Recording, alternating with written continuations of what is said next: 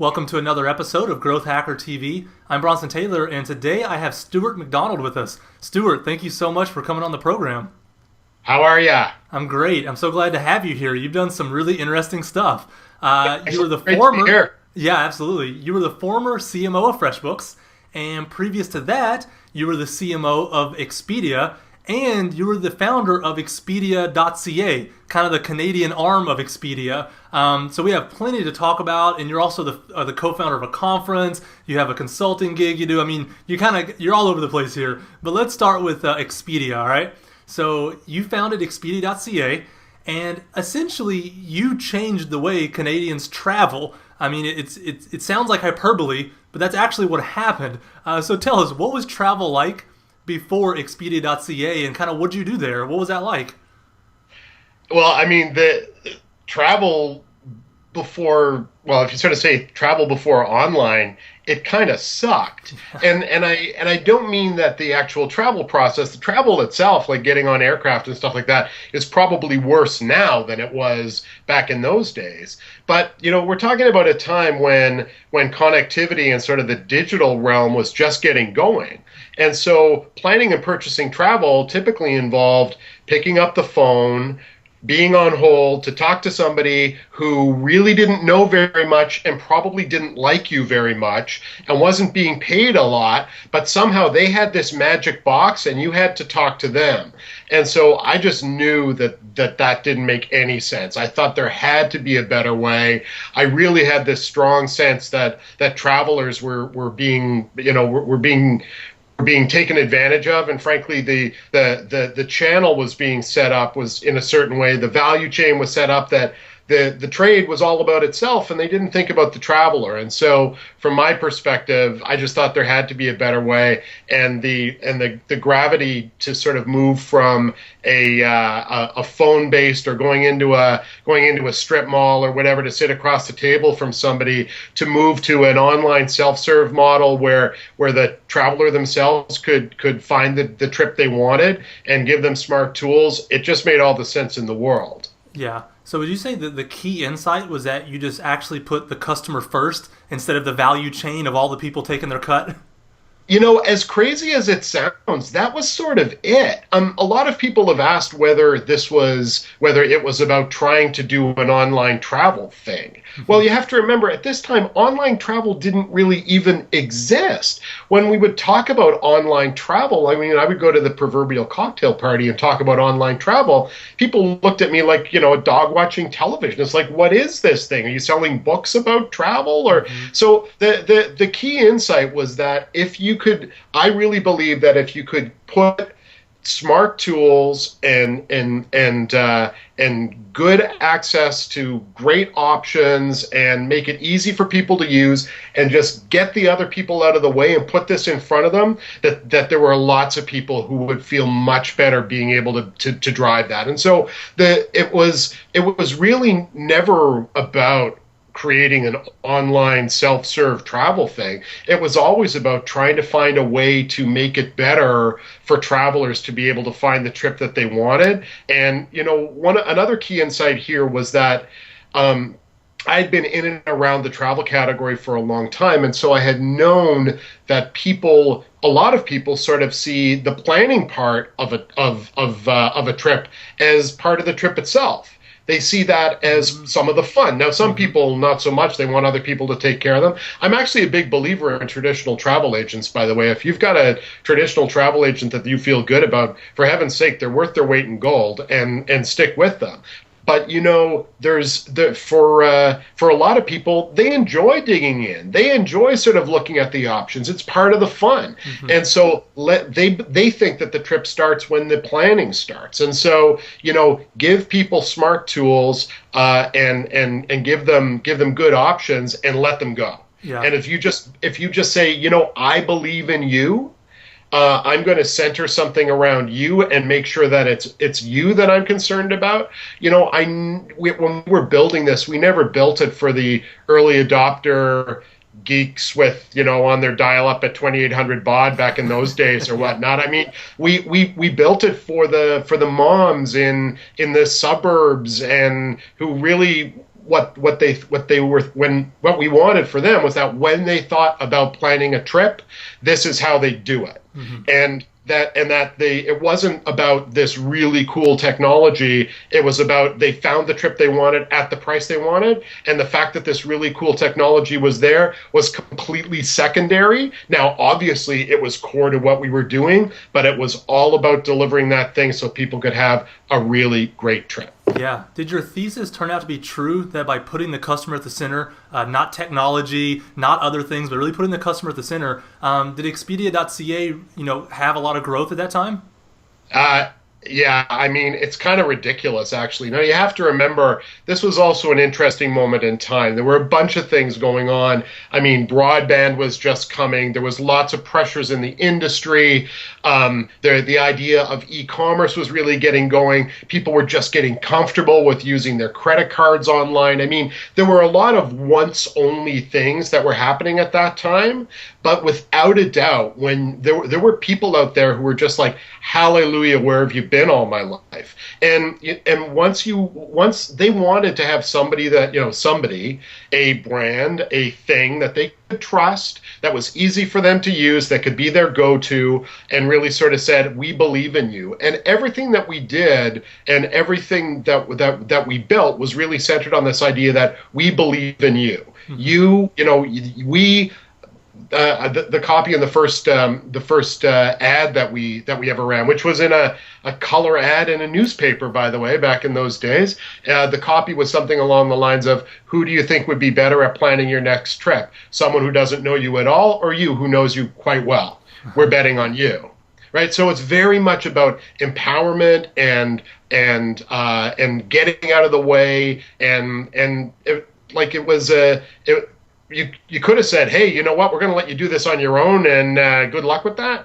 But there's no heart there, and it doesn't put the people forward. And it's funny, as I've gone on and the work that I've done with lots of different companies and lots of different founders and lots of different folks, that core issue or that core start point of who are you for and what's the problem you're trying to solve, putting that first, and then building that and having everything centered around that, I swear that's the difference between success and a heck of a time ever getting to success. Yeah, and that sounds almost obvious. Why is it overlooked so often? I mean, why do people come to consultants like you for them to tell them the most obvious thing ever, which is know the problem, know the customer, and make it about them? Why is it missed, I mean, in your opinion?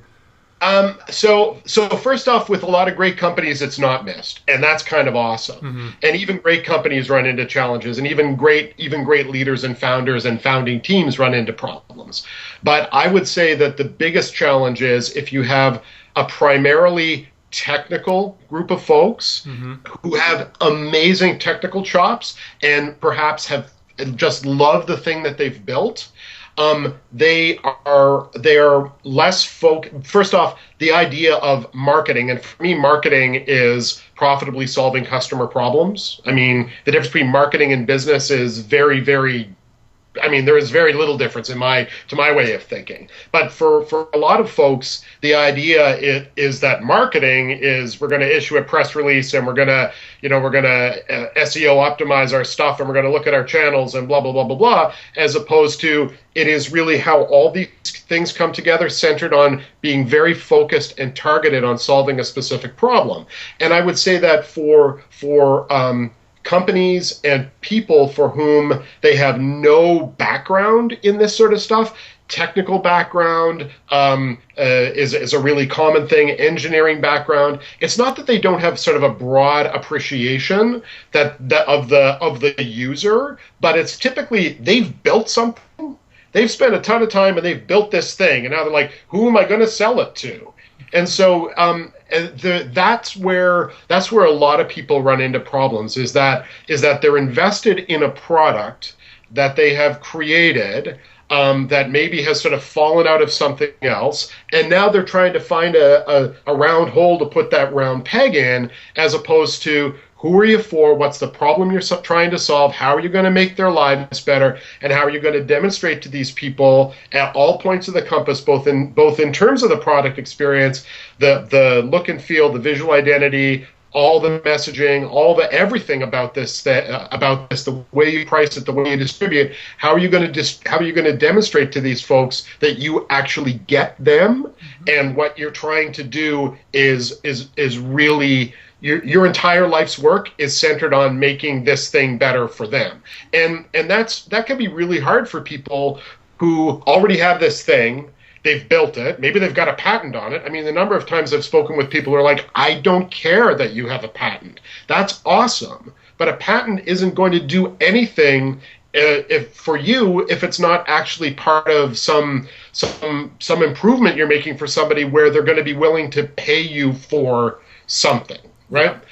So I'd say that's the bigger issue. It's not that there isn't a broad belief that sort of doing things for users matters, but there isn't as deep an understanding of starting with a problem, starting with an insight, and then building everything around solving that. They typically have come at this and they've got something already, and now they're trying to figure out how the heck to jimmy it so that it's going to fit. Yeah, and I think the advice you just gave is so important, because the barrier to entry to create these startups and is just so low right now that if I have an idea, by lunch I can have a prototype, and by tomorrow I can be trying to market it. So I can do that cycle over and over and over so quickly that it feels like I'm doing something important, when really I'm just not learning that I need to start with the problem, start with the customer, and not start with it's so easy to build it, let's just build it. Sometimes you got to step back one step from that. Yeah, and I talk to a lot of people, and so first off, I mean, I'm an entrepreneur, and I have deep love and affection for entrepreneurs and the sickness that is entrepreneurship sometimes. And so, but the number of people that I talk to who can't sort of, everybody I talk to, I actually have this stuck over my shoulder here. That a real business is profitable, sustainable, and matters to customers. The number of people that I talk to for whom that's actually not true of the thing that they're doing is really, really high. Which is a shame, because what you want to be doing is something that you can see how you're going to make money at it. You can see how you're going to be able to keep going with it, and that the customer is at the core of the thing, and you're trying to make their lives better. I mean, if you do this right, getting somebody to pay you something for it is the least of your worries, because it actually becomes this amazing validating thing where it's like, where have you been all my life? Thank you so much for doing this. Of course I'm going to buy this from you because you get me and you're solving this for me. And rather than, okay, let's try this. Now that's not to say that testing and measurements and all that sort of stuff doesn't matter, but I'm just talking about the core start point. If you don't have something that is profitable, sustainable, or you can see how it could be profitable. If you're waiting for some magic thing to happen that somehow money's going to fall from the sky, maybe it will, but gosh, maybe it won't. So just answer those questions, and then that you have a business, and you don't have like a feature, or you don't have something that frankly is going to be extraordinarily difficult to get traction with. Yeah, I need to hang that up over my shoulder too. That's great advice. So after Expedia.ca, you became the CMO of Expedia at large. So I believe Yes. you went to Seattle, you became the CMO there. What did you learn from Expedia.ca that really informed your decisions as the CMO? Because you were there at kind of the startup level, beginning something new, and then you find yourself overseeing the whole thing in terms of marketing. What did you kind of roll into that? I'd say that it was the same sense of deep customer empathy. It was different because it was much bigger, because you're dealing in tens of millions of unique visitors in the run of a month, and all the numbers are higher. But it's like you're rowing the same boat. It's just that you got to row it the same way, whether it's a little boat or it's a big boat. It's still about who are you for, what's the problem you're trying to solve, and how are you going to resonate in a way that is going to make it more likely that people are going to really like what it is that you do. Yeah. The U.S. market is a very different market from the Canadian market, and so especially in the travel category, and so there was a bunch of stuff you had to park. much more competition in the US. You had to be very aware of that. In Canada, we were fortunate because over time, frankly, we just won. The other folks, I mean, Travelocity sort of drifted. I mean, they're still around, but they kind of drifted away. Orbitz never came. Like it's just a very different market. The U.S. much more competitive, and the stakes were much higher. But the principles were very much the same. It's how do you find a way to deliver something that is going to resonate and make a difference, and really demonstrate value for the customer. That's what I was saying before. For me, when you talk about marketing and you talk about business, the people that don't get it, that it's the same thing, are people that don't know what marketing actually is. Mm-hmm. There are folks that think that marketing is a press release and some SEO buys. Marketing, as I say, is profitably solving customer problems. They have to know who you are. They have to like you. They have to trust you. And then when all that's said and done, then they're ready to buy. And so it's constantly working that funnel. They come out the bottom, re-earn the trust, bring them back down, re-earn the trust, bring them back down, make sure that they know that you're there. But it was a big, challenging time for sure in the online travel category. But in many ways, it was also the heyday of the online travel category because the big sort of third-party guys, it was just booming at that stage. Yeah. I love that funnel you just gave us. I want you to walk us through that a little bit, okay? Because you're in the CMO is Expedia. You're having to deal with competition in America, like you said, and you have to find a way to help them know who you are, to trust you and eventually buy from you, and then start the whole process over. How did you do that? How did you get them to initially know who you are, and then how did you work them through that funnel? And any actionable tactics would be awesome that you could give us, because there's so many people watching this that they have to recreate that funnel and do that, and that's the hard part.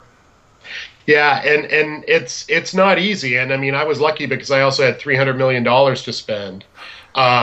But, I had $300 million to spend at a time when paid search was just getting started, right? So, I mean, it was a very different time from a communications perspective. We also had incredibly talented engineers and people on the inventory side. I mean, it still is an amazing organization. And the reason that they've been so successful is because of how all that stuff comes together. Mm-hmm. But essentially any business, be it a B2C business or a B2B business, there's a funnel and you're running that funnel all the time. And at the very top of that funnel, that's consideration, right? That is where people if people are thinking about a certain thing, that you're one of the things that they think about.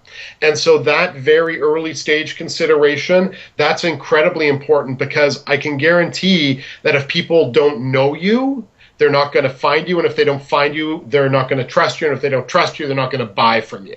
So, you can try and compress that, but at some point people have to know who you are. And so there's lots of things you do up at that consideration stage. That's the land of PR and sponsorships and paid media of sort of all types. That is sort of the marketing communication level. That's the social level. That is sort of getting yourself out there. And then with all the different sort of paid things that are part of that as well. But I mean, that's like building up your email list and partnering with others to go on their email list. That's starting to build that level of awareness so that people know that you exist, know what you do. And typically they would be what you want there is that if somebody were to say to you, give me the name of an X, that you're one of them, right?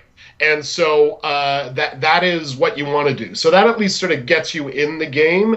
Then you start to work down. There's multiple points where where you sort of remind people so that when they come, they try, they kick your tires. In the early days of Expedia, you couldn't run a flight search without joining the site. Like, it's sort of crazy to think about it now. It'd be like somebody walking up to the door of the Kmart and it's like, no, you can't come in here to shop unless you give me all this information. So, how do you promote trial? How do you get people to experience what you're about? How do you get them to sort of kick the tires and understand and come to know you a little bit better? So they've learned a bit about you. They've done something to actually show up at your site. By the way, all this stuff translates to any other situation that you want to talk about. Sure. They now learn more about you. There's another now. Does that what they're learning about you when they're on your site and when they're trying to use your product or whatever, be it in modern, more sort of current day stuff, if it's a web app or it's some kind of whatever it is the thing that they're now experiencing, does that line up with what you've told them at the top, right? So all the way down, you're just sort of that's what they said they were. Yeah, it turns out that is what they are. That's what these other people said they are. Yeah, they're still doing it. Yeah, they're not bad. And then when the time comes for that person to actually pull the trigger, you're well established, you've built some degree of trust, and then when it comes down to actually closing that deal, you want to be one of the ones that they're using. Where you've won is when you've gone from consideration and worked your way down, and you now have what's called preference, right? Which is they're my guys or they're my gals. That's where I go. That's where I do this stuff. There's none of this sort of hunting and pecking and searching or whatnot. You just go there because they're the folks that I trust. They're the folks that I go to when it comes to this stuff. And whether it's going to your barber because you think your barber's awesome, or it's going to an online service provider of some description because you think they're awesome, their qualities and characteristics and the way they are and the way they price and all that stuff, it all works for you. It's all the same thing, and it comes over time. And then then once you've got that deal, once you've closed that deal the first time, then what do you do to sort of keep re-earning that trust? How do you stay in touch? How do you continue to demonstrate value? How do you remind them that you're still there? How do you continue to show that you're trying to make their lives better? And and that gets different depending on the frequency of the purchase, depending on the nature of the service or the product that you're selling. But the principle is all basically the same. You've got to know that people have to know that this thing exists, know that you're one of those things, come to like you, come to trust you, and then you've got a shot at getting the buy. Yeah, thank you so much for walking us through that funnel. That's really insightful. As the CMO there, you did so much, right, over your tenure there. What do you think was maybe the single best move you made as CMO? Maybe it was a partnership. Maybe it was a tactic. Maybe it was something you did for the customers at the user experience, the site. What's maybe the one thing you point to and hang your hat on and say, I'm glad I did that? I would say that there were a bunch of things, and it was a busy time. Paid search was just starting. I mean, think about that. Yeah. So there were a lot of things that were just emerging. But I think that the single biggest thing that we did was start to think about what the inventory that we were selling as bundles as opposed to discrete items. And so now, when you think about an online travel service, you think about bundles, you think about buy your hotel and car together, buy your flight and hotel together, that you're going to save money, so that this idea of thinking about the entire trip and trying to get as much wallet share. So at any given trip, they're going to spend so much money. And that money is going to be spent on a bunch of different things. And you want to get as much of that as you possibly can. You want to be of service to the extent that you can. So how do you make it easy for them to pull different things together and frankly work with suppliers in a way that means that they're able to get some kind of preference, and you're able to get preferential pricing that you can pass on to your customer.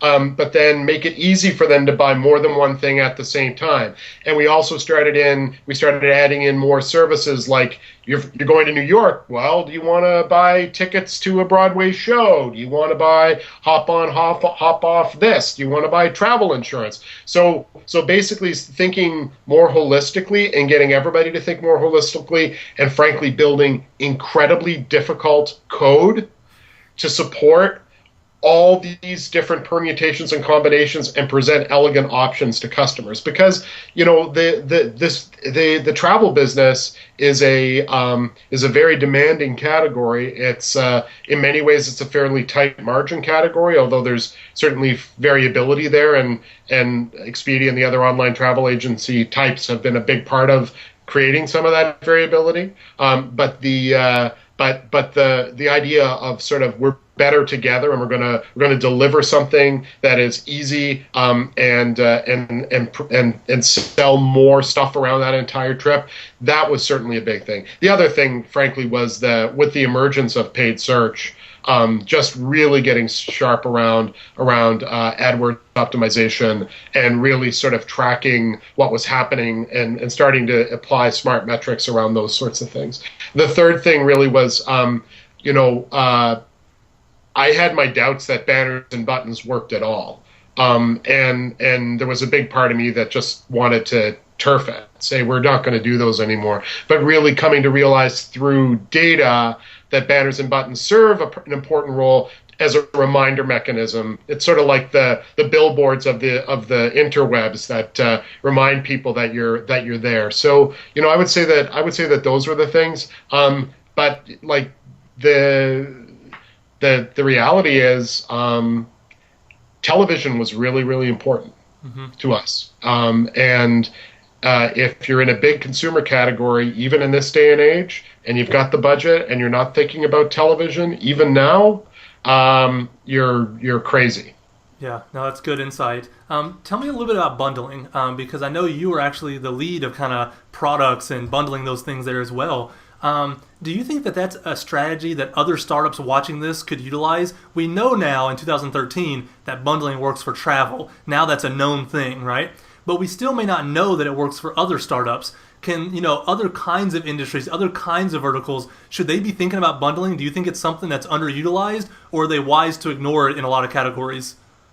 So it's a trade-off between where you are in your stage of business and the complexity of what it is you're trying to do. So if it's really early, then I would say focus, focus, focus. What's the one thing that you can do and do it really well? And you'll know you do it really well when somebody who looks exactly like the type of person that you've designed this for shows up and says, "Hooray, perfect, thank you." Okay, that's the result that you want. Now, if you're able to bring in a bit more complexity, the ability to add, to sort of have bundles, upsell, cross-sell, be able to sort of do more stuff within your service offer can really work, because options really work, right? So rather than take it or leave it, it's like door number 1, door number 2, door number 3 with different inclusions, these sorts of things. And there's lots of ways that you can build those sort of options that aren't just around sort of functionality. There can be lots of ways to build these sort of points of difference, but that lets you try different pricing models. That lets you try sort of tweaking things with A/B tests. These people see this bundle. These people see that bundle.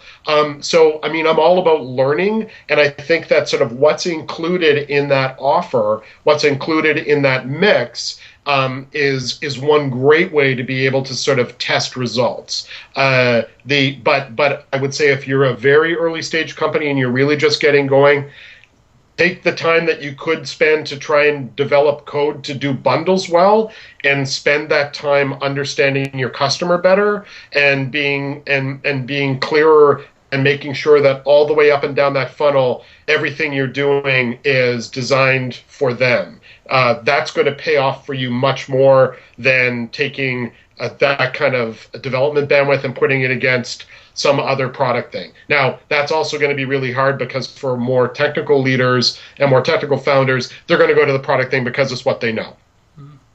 No, that makes sense. You just mentioned how with giving them options, with giving them bundles, that you can bundle things and give them options not based around functionality alone.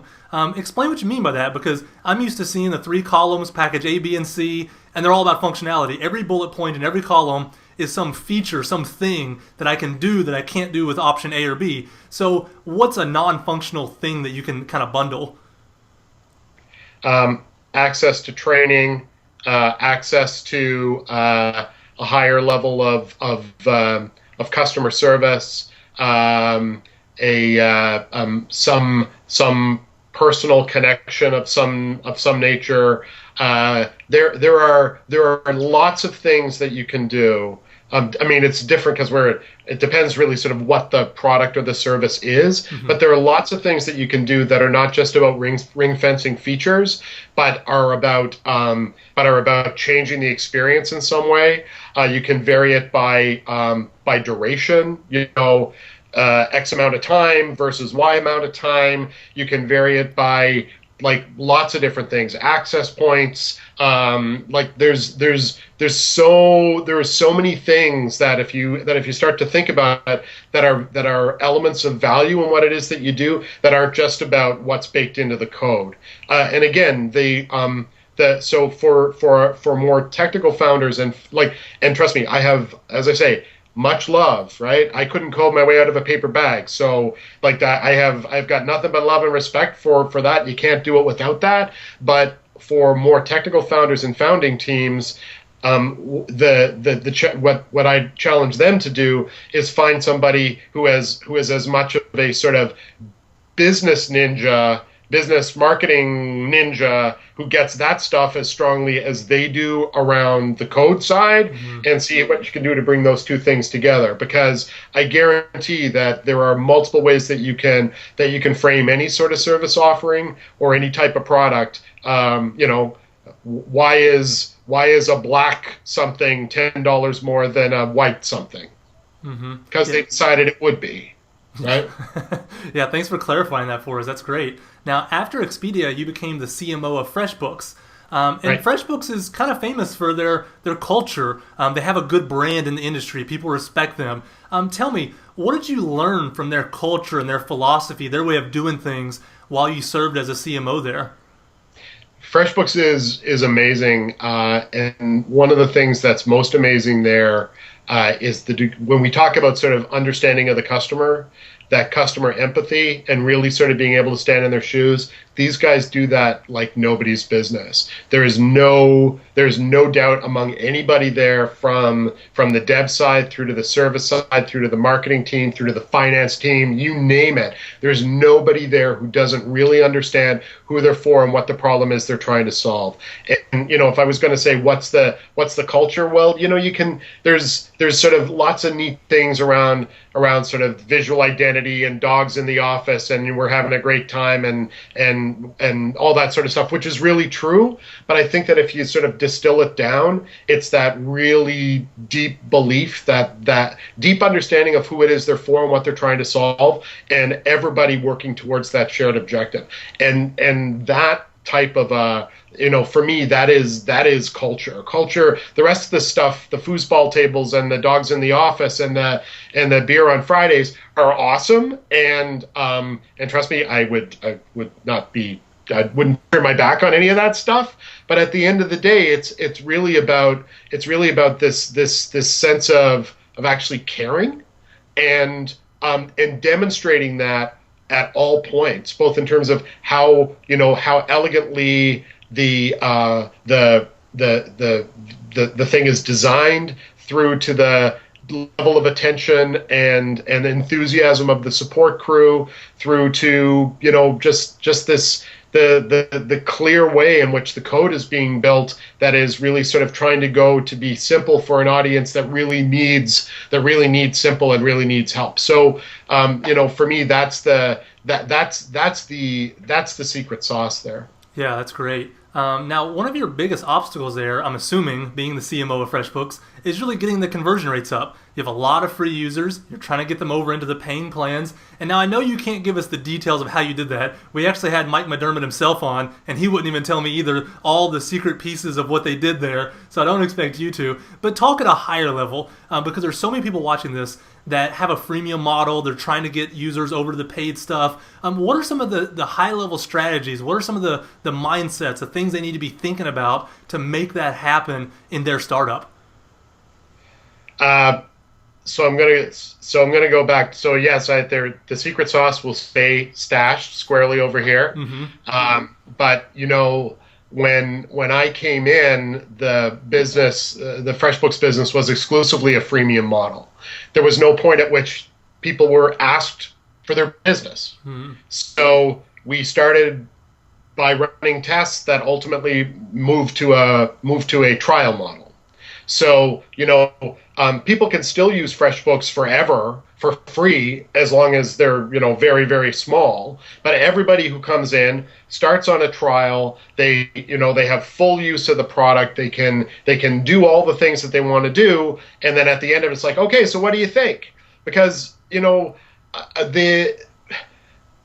there's sort of a belief, I think, especially again among people for whom technology maybe is their strength as opposed to the business side, that sales is just really kind of an icky thing, right? So, but here's the magic of sales. When you ask somebody for the business, they have to make a decision. And just by asking them for the business, a higher percentage of them are going to say yes than if you never ask for the business. So, as basic as it is to sort of think about, ask for the business. It's like, hey, so you've tried this thing. What do you think? Would you like to buy it now? It sounds really sort of simple. And I have to tell you that we were very cautious and we tested our way to it. But that was a core change that resulted in a significant change in the frequency whereby people actually bought the stuff, just because you asked them if they'd like to buy the stuff. Yeah. And so the message there is, don't be shy to ask for the business. You don't need to let people use it for free. Just because you're, maybe you're early in your career, you're a recent college grad, whatever, you don't have any money, and so you're going to try and do everything for free. Here's the thing. There's lots of people out there that are more than happy to pay if you ask them for it and they can see that you're actually doing something that matters to them. So don't be afraid to ask for the business. The second thing is remember that funnel of, who are you? I know you, I like you, I trust you, I buy from you.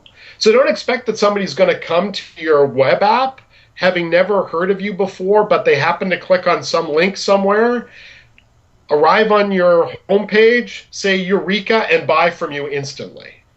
You should expect that that's not going to happen. You should expect that more than 90% of people are just going to go away, because you're expecting people to go from I've never heard of you to I'm going to buy from you in one fell swoop. And some of them will, and find more of those people and love those people and get as many of them as you can.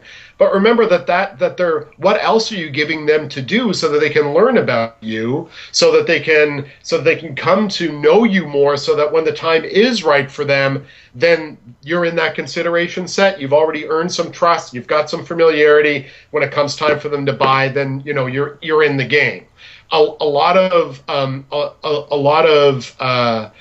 early stage companies, especially in the digital space, they're trying to go from I'm meeting you at a bar for a drink to I'm going to take you home tonight, which once in a while that does happen, but typically it doesn't result in a marriage of any meaningful significance. So how do we ease people through, and how do we get them to come to know us? How do we nurture those relationships, and how do we demonstrate value along the way, so that when people really do get a better sense of who we are, they're more ready to buy from us when the time is right for them? Yeah, you're the second person on the show to use the analogy of dating and marriage to talk about the process, the long-term process of courting a user and making it a great experience all the way along to have a sustainable marriage. So I think there might be something there, hearing it a couple times now. So you were... And we talk about lead nurturing. I mean, that's sort of a hip and trendy topic about lead nurturing and nurturing relationships and content marketing. We're going to do this, we're going to do that. It's about building some kind of degree of understanding on the part of the prospective buyer of who you are, what you're about, and them sort of thinking, yeah, you know what, these folks are kind of for me. I can see this, right? And so yeah, there's lots of names that go around this, but essentially it's about building that relationship. Yeah, that's great. Now, as if all this wasn't enough, you're also the co-founder of the Mesh Conference that I mentioned earlier. So tell us real quick, what is the Mesh Conference? Mesh, we've been doing this for going on 8 years now, and it's an event that happens every spring in Toronto, Canada, and it's really become Canada's digital conference. So it's about the impact that the digital world is having on how we live and work. And so it can be what's happening, what it means for society, what it means for business, what it means for startups, what it means for media. And it's changed a lot over the years, but we bring some really smart thinkers, and we spend a couple of days going deep on some cool topics. And it's just a whole lot of fun, and it's I do it with partners, and as I say, we've been doing it for going on 8 years now, and it's a labor of love, and it's actually happening in mid-May, so May 15th and 16th in Toronto, Canada. Yeah. As I was looking at the speaker list coming up and kind of the talks from the previous years and the ones you're thinking about having this year, it seems like it's almost like a TED for entrepreneurship. That's the vibe I got. Like you guys on the bleeding edge, but it's very centered around technology and entrepreneurship. Is that a fair comparison if people are trying to figure out what mesh is? I'd say that's a big part of it. I mean, it's sort of I call it like the thinking person's tech conference, because it does have that sort of make you think element that TED has. But we definitely do go deep on entrepreneurship. We've talked a lot about venture capital. We've talked a lot about we've done sort of town hall type things with folks that are different stages of developing their business, and we all just sort of sit in the room and we talk about stuff. And so without a doubt, there's a strong element there that is about the early stage business with a very strong support for technology businesses, and that's. But I mean, it comes from a natural place, because if you sort of look at the folks that have been behind this, we all in some way, shape, or form have been in this world. And one of the things that we saw is that there weren't a lot of venues where you could have these sorts of conversations and get fairly cool people together who sort of been there, done that, and really spend time together. The other great thing about it is the people meeting each other. It's not just about I talk and you listen, but there's been some really cool connections that have been made at this thing over the years that have resulted in different businesses starting up, that have resulted in all sorts of interesting things happening. So I think TED for entrepreneurs is a huge element, but there's also this idea of what does all this mean, and so it's sort of you guaranteed to come away with a bit of a mind expansion happening. Yeah. Now, seeing how Mesh is sort of on the forefront of all these trends, and how you yourself have been on the forefront of trends, you disrupted the travel industry in Canada. What industries or what verticals do you think are next in line? Who has their head on the chopping block to be disrupted, so the people watching this can kind of, be a few steps ahead of the competition, so they know kind of ahead of time, like, okay, that thing's going to change. Let me be a part of changing it. I'll tell you, I went for a long, long, long time, like sort of 10 years of, mobile is the next big thing. And then another year would go by. It's like, okay, so where the heck is mobile? Where the heck is mobile? Where the heck is mobile? Okay, I'll tell you right now, mobile is not just the next big thing. Mobile is here. Mobile is huge. And anything that, so, if you want broad trends, you want something that's really sort of prime for disruption, I think it's anything where you can take a mobile first approach and have a user experience that is simple and elegant and lets them do something that they want to do wherever it is that they happen to be. And that's a broad bucket, I know, but designing for desktop first, I say that's not the thing anymore. Design for mobile first. Find, and be mobile centric, be constrained in what it is you're doing, and really crystallize your concept. Because if you can crystallize a concept and have it come through in a mobile device in a way that when that customer has actually shown up, they get who you are, they get what you're doing, and they see how it can benefit for you, you're going to be awesome on the desktop. Don't worry about it. Mm-hmm. But it's so I would say it is it is absolutely mobile's time to shine. And whether it's iOS, Android, or frankly, I'm still waving the BlackBerry flag, or be it tablet. True Canadian. Yeah, what can I tell you? No matter what the device is, no matter what the form factor is, responsive and constrained, mobile first is the way to go. And so look for things where the true power of the device can make a huge difference. I'll give a shout out to some friends of mine in a category that I'm very familiar with. The guys at Hotel Tonight, for instance. Great. So Hotel Tonight is an amazing application, mobile first. I still don't even know that they have a desktop version. But what do? They bring the locality, which they can get through the device, to this last minute thing that's happening today and deliver it to someone in an elegant way for something that they really could use, where there's benefit for the seller. The hotel is being open to a market that they otherwise might not see. The user, because they're getting this curated list, they're seeing it at the device, on the device, in the place where they need it, at the time that they need it, and it's easy to use. Mm-hmm. So you want a broad sort of example of what the integration of taking mobile to its sort of logical execution looks like. Look for those sorts of things. It's not just a computer screen that happens to be in your hand. There are all sorts of other elements associated with this thing. How do you use all of that in a way that again, you get that result that's like, this is awesome. Where have you been all my life? Yeah, no, that's great. Thank you for sharing those examples with us. So help me understand what you're currently involved in. Because on your LinkedIn profile, it says that you are in business strategy, design, and leadership on demand. What does that actually mean? What do you do?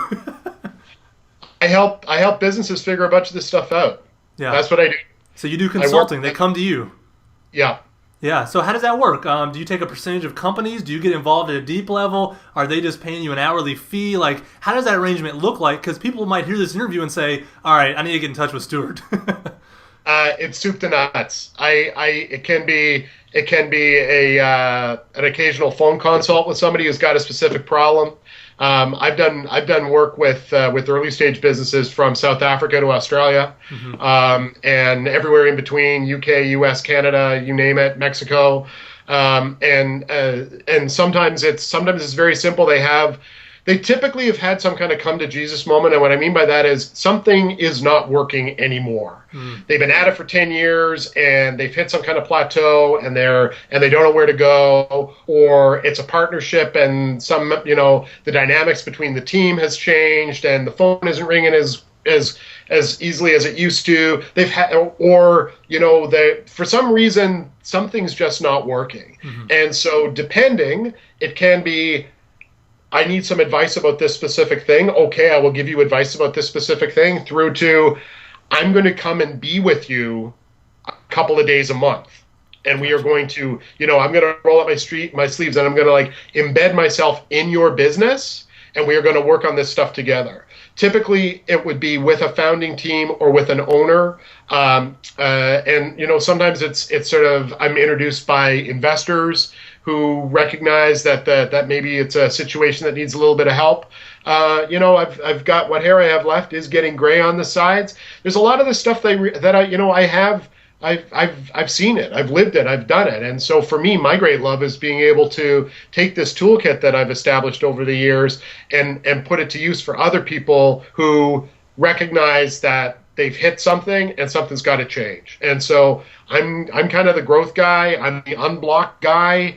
The engagements can be to sort of figure stuff out. Here's the template, go and do it, through to we're going to do all that, and I'm going to help you do it. Yeah. Well, Stuart, this has been an amazing interview. I have one last question for you. I think I might know how you're going to answer it, but I'm going to ask it anyway. What's the best advice that you can give to anyone that's trying to grow their startup? And what do you think it's going to be? Focus on the customer. Without a doubt, the best advice is focus on the customer. Don't fall in love with your product. Fall in love with your user. Mm. Remember that your job is to make their life better, and that if you're doing that, money will follow. Money is the byproduct of being awesome. And when you're being awesome, your customers know you're awesome, and they pay you for it. I want to get that quote on a t-shirt. Money is the byproduct of being awesome. That is the startup quote, the best one of the show so far. So thank you for that, Stuart. Thank you so much for taking time out of your busy schedule and coming on the show and really educating our audience. My pleasure.